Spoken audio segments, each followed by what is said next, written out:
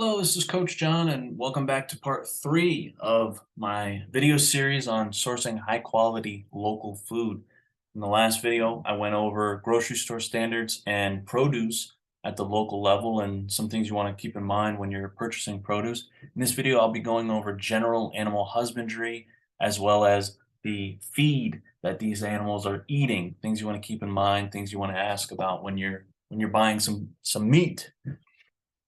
So biggest thing for me with all animals is access to sunlight and shade. And it's not on my slide there, but cleanliness. Cleanliness, especially during the winter, is such a big thing for me. Animals that are unclean are animals that have parasites. They're getting sick, viral diseases or bacterial or fungus or whatever. So access to sunlight and shade, this is mostly about managing the stress of the animal. So sunlight is one of the most important nutrients for all living beings, humans, cats, chickens, cows, whatever. Everything needs access to sunlight. It is one of the most amazing sources of nutrition, and an animal that does not see the sunlight is not an animal that you should eat. I mean, that is a sick animal. However, 100% sunlight is a severe detriment. Cows will gain less, and chickens will overheat, possibly die if they do not have access to shade. Now, that's not really a concern for you as the consumer, but the larger implication of that, of managing stress of the animal, is an animal that is less stressed is going to spend less of its energy devoted to keeping itself alive and more to stockpiling that energy in the form of nutrition so that it can call on it later when it's under stress or when you eat the flesh of that animal. So managing the stress levels of their animals with shade is something I like to see every farmer use. Another big thing that ties into cleanliness when they're outside is the overall stock density. I'm going to bring this up with every animal. That's something you want to consider with any livestock that you're purchasing from a farmer is the overall stock density. If chickens are tripping over each other and they're pooping on each other, they are too close to each other. That is not a clean environment. They're not getting the nutrition that is available. If cows are jam packed, they're going to be destroying the land. And yes, some grazers have application for that. Greg Judy is a big fan of tightly mobbing an area where he really wants to pound something down, a weed or something, and that's wonderful. Managing weeds with tight mob stocking, awesome. They should not be spending all of their time standing together. That's feedlot, beef. They're standing on this brown piece of ground. It's mostly poop. It stinks like crazy, and they're all just eating out of troughs. I really don't like to see that on pasture. Really don't like to see that. And it's just when you look at it, you can combine stock density with mobility, and you can look at it, ask how often they're moving, and you can say, that's a lot of chickens for that area, or that's a lot of cows in that little field. Like, how often are they moving? Oh, they're only there for 12 hours. Awesome. Wonderful. Oh, they spent about 3 days there. What are they going to eat? There's those levels. That's something you really want to see with your own eyes. Something that I like to ask about is how are they managing pests, parasites? Are they vaccinating? Are they giving antibiotics? What are veterinarian practices? That stuff, a farmer's going to roll their eyes at you, but that's something that I like to know. I don't really see the point in a whole litany of vaccines and antibiotics for livestock because if an animal is raised in a healthy environment, they will not need vaccines or antibiotics. They will be healthier and they will not be getting sick as often. They will not have to deal with parasites if they're rotated properly. So I like to see multiple animals in a pasture situation so they can clean up after each other. They can, as Joel likes to say, confuse parasites, meaning that the chickens will spread out the cow patties and the chickens won't come back for a certain amount of time. the time period between rotations is really important, and I'll get into this more with each animal, but having an adequate period of rest for each type of animal, because all animals are different. Cows require less time than chickens need. They need less time than rabbits need as far as a time frame for the land to rest so that they don't get parasites from going back to that piece of land and eating there. Another big thing that I like to ask about is the slaughter age. How old are these animals? We eat nothing but juvenile plants and animals in this country. It amazes me. It is insane. Our chickens are 6 to 8 weeks old. Our cows are 2 years old, 2.5 if we're lucky. Our pigs are maybe 6 months old at the time of their slaughter. Those are the big three. Microgreens and baby salads and baby carrots. Baby carrots are big carrots cut up, but this craze for consuming youthful, supple. It's easier to chew. It's got less flavor. You know, it blows me away. Animals are bioaccumulators. So that means that over the course of their life, they're accumulating nutrition and toxins. So an animal that is in a toxic environment, like a feedlot, if it's going to be in a feedlot, I'd rather it's there for like 2 days than 2 months, because all of the parasites, all of the bacteria, all of the crap that's in the grains that they're being fed, they're going to accumulate and store in their body fat until they have enough time to rest, get away from that situation, and clean it out. Body fat stores toxins away from our vital organs and allows us to deal with it at a later date. But if an animal is raised in a healthy environment, I'd like that animal to reach its prime. The best pork I've ever had was over 2 years old. The best chickens I've ever had were over 12 weeks old, more like a year-old chicken. The best beef you'll ever have in your life is a 5-year-old cow. It is in its absolute prime. After that, it starts to descend into senescence and it starts having to burn more and more of its vitality just to keep itself alive, more of its nutrition just to keep itself alive. A 10-year-old cow, she'll be skin and bones mostly, but the fat will be pretty well golden. So up until that point of the physical prime, they're going to be increasing in nutritional value. So a 6-week old chicken, yeah, all right, it's 5 pounds. Awesome. What kind of nutrition has it been able to accumulate other than protein and fat? What about its mineral stocks? What about the vitamins it's been able to store away in its fat? What about the quality of its liver? These are things that we don't really discuss too much, but are incredibly important to our health and vitality. A more healthy and vital animal that we consume is going to make us more healthy and vital. A sicker animal that we consume is going to make us sicker. When I work with clients that have difficulty affording a 100% organic budget, I say skip the organic produce, go by the clean 15 and try to avoid the dirty dozen and focus on a high quality meat because of the bioaccumulation. Eating an animal that's been exposed to pesticides and herbicides for most of its life is going to expose you to a much higher dose than some spinach that was prepared, the bed was prepared with one spray of herbicide, or some corn that was prepared with one spray of herbicide. That's what I coach clients on, and I really encourage people to focus on high quality animals. And when you go to visit the farm to check out their operation, use your nose. The smell of the place is going to tell you a lot.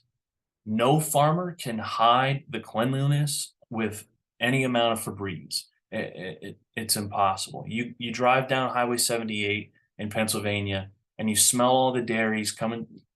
It doesn't matter if you have the windows up, it permeates every fiber of your being. It's disgusting because these cows, they're just penned up inside and they're just pooping on the floor. They got a big pile of poop outside. It's super unclean. and there's no waste management really happening there. Whereas in a pasture-based system, the animals are rotating, they're not pooping in the same place over and over. The patties have time to break down, they're exposed to the sun, they're sterilized and all that good stuff. And you will not smell nearly the same level of nastiness in a farm that is pasture-based versus something that is confined feeding operation. And chances are you won't even be able to get close to a confined feeding operation. But still, in a pasture-based system, you want to see the animals on a long enough rotation that the land has time to rest and break down their manure. And that a big indicator of that will be the smell. So now I'm going to talk a little bit about the feed that certain animals are eating. That's everything from dairy and sadly beef cattle, chickens, pigs, turkeys, ducks, pretty much everything. The only thing that I know of that is not fed grain is lamb, and that's because they're on mother's milk usually until time of slaughter. Um, any lamb that you buy from New Zealand or Australia is going to be 100% grass fed, even though it doesn't say it. It's a little quick tip for you. So when asking your farmer about what kind of feed are they giving to their animals, is it organic or is it not? I mean, that's kind of like the big one for me. Is it tested for herbicides and pesticides? I have been trying to get my hands on some feed here in Virginia that it is tested for glyphosate and other herbicide and pesticide residues, and it is not certified organic because the certification costs much more than the testing. If they're willing to provide you a test on non-organic grain and say, no, no, we get it tested, we really care about this, awesome. If it's testing free, it doesn't matter. It doesn't matter if it's organic or not, if it's testing pesticide free. The other big topic of conversation is crumbles versus whole food. Um, so the big deal with this is the fat content of the grains of the soy and everything that's in there. When you create a crumble, you're using I have to assume that they're using some kind of adhesion, chemical, some kind of binding agent to make the crumbles. And then they're also they're breaking everything open and making this meal and exposing all of the fats to the air. And all of that fat is oxidizing and turning rancid, which means it's really not nutritious for the animal. Whereas a whole grain or soybean is going to have its shell intact and the fats inside of it are not going to be exposed and oxidized. It's going to be much more nutritious. The animal's going to have to work harder to break it down, but that's their job. Their job is to eat and to make food for you. So I really like to see, scratch for laying hens and laying hens out in the field, making them work and providing the highest quality fats in the grains. Another thing you can ask about, particularly if you're sensitive to these grains or these commodity feed inputs, soy, corn, and even wheat. And when we were in Montana, we were buying a local organic, I believe it was corn-free feed, and it instead of having corn and soy, it had soy and wheat, and it was made with actually an heirloom wheat, Kamut Khorasan wheat that was grown right there in Montana. So it's 100% local to the state, and that was awesome. But for people who are sensitive to soy or corn or wheat, you're still being exposed to those foods in smaller doses when you consume the flesh of an animal that was raised on those feeds. At Polyface, we ran an experiment. People were asking us, "Oh, we're really sensitive to soy. Do you feed soy?" Well, Joel, oh, we do whole roasted soybeans. They're much healthier. Well, these people have, some sort of sensitivity, intolerance, or allergy to soy. They can't eat it. They have a reaction to it. They cannot eat it.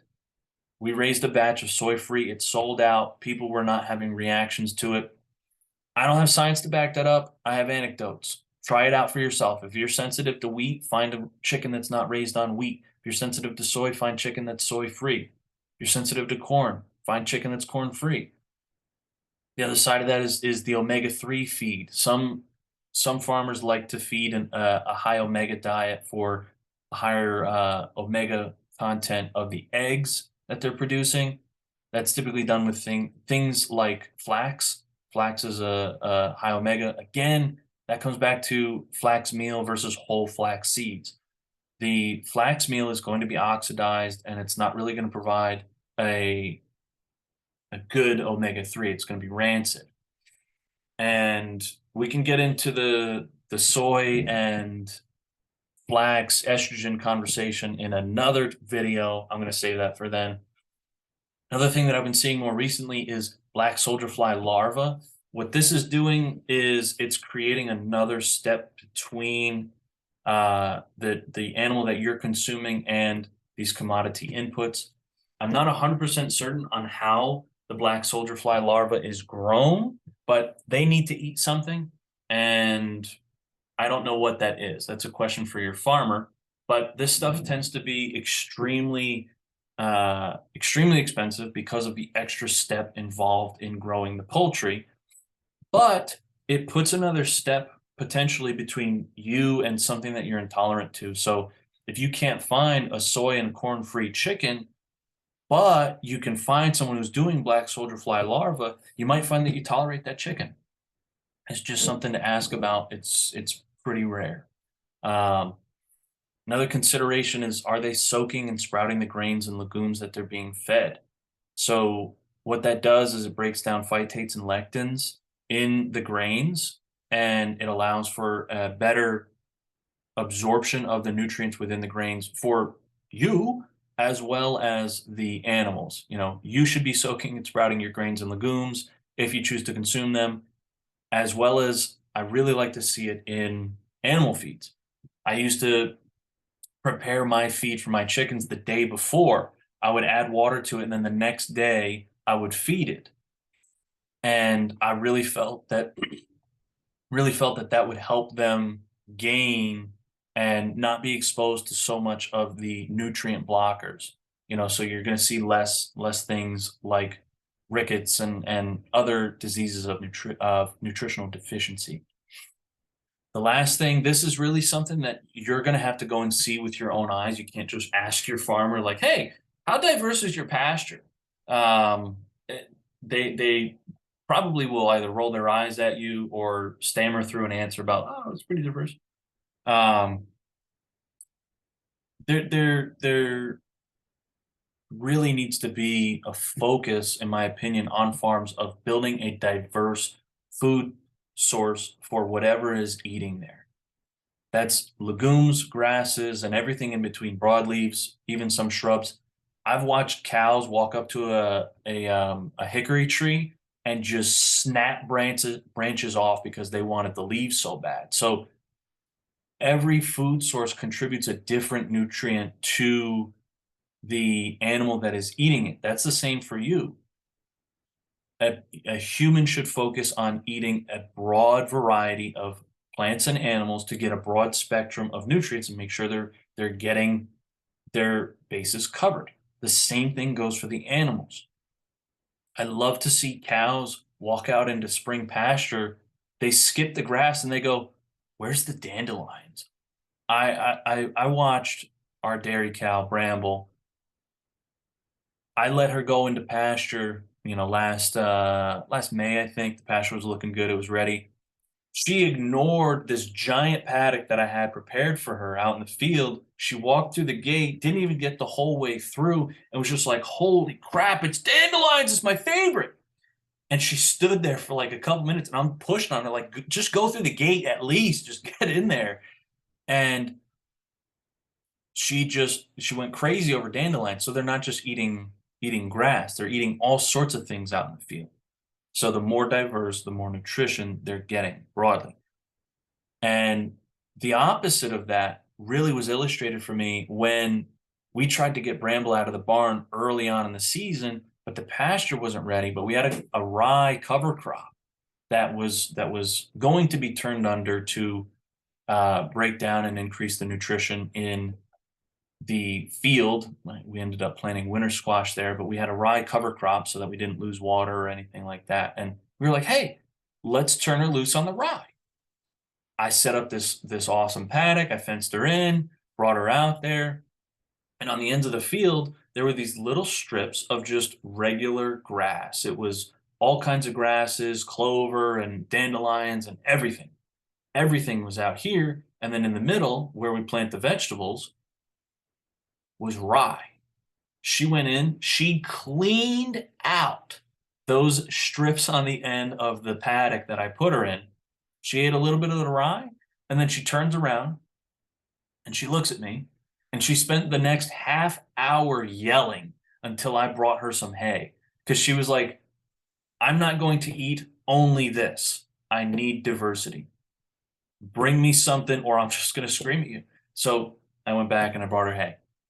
And that's because anything in excess is stressful. You can't just live off of rye. You can't just live off of one food source. You're going to have a massive amount of these nutrients here, and then everything else across the spectrum you're going to be entirely deficient in. That's why we need to eat broadly. And anything that is in excess, chronically consumed, is going to be stressful to our bodies.